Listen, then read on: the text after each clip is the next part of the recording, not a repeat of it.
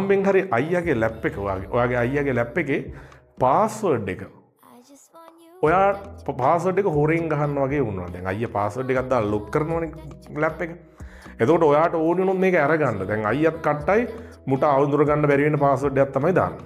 හැබැයි ඔයා දීර්ඝකාලීනව චුට්ටක් බල ඉඳලා ඔයා දකිනවා මේකේ මේ පාස්වර්ඩ් එකේ තියෙන්නේ ඉලක්කම් 6ක්. 2 3 4 5 6 7 කියන ඉලක්කම් 6 මාරු කරලා තමයි ගන්න. හැබැයි ගහන පැටර්න් එක දන්නේ නැහැ. හරිද? එතකොට ඔයා දන්න හින්ට් එකක් තමයි ඉලක්කම් 6ක් තියෙනවා. ඉලක්කම් 6 අනිවාර්යෙන් මේ 6 කියලා දන්නවා. එතකොට පාස්වර්ඩ් එකේ ඉලක්කම් 6 තමයි තියෙන්නේ. නැවත නැවත දුනෙත් නැහැ. හරිද?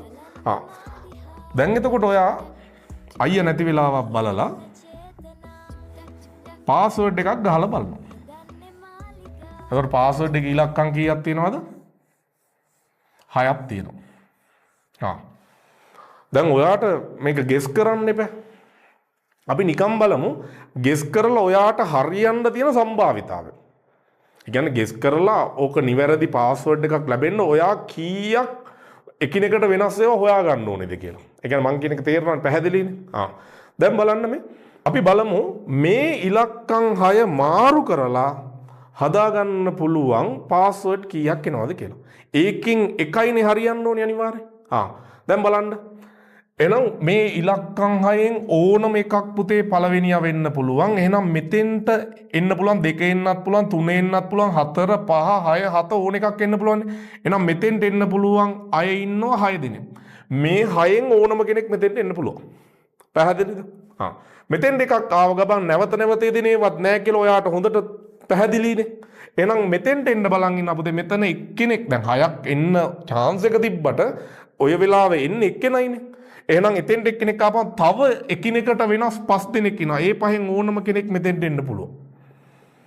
තව මෙතෙන්ටත් එක්කෙනෙක් දාපම දැන් දෙන්නෙක් දාලා තියෙන්නේ. මේ කෙලවරක ඉඳන් පුරුවන් එන්න දෙන්නෙක්ට දාලා තියෙන්නේ.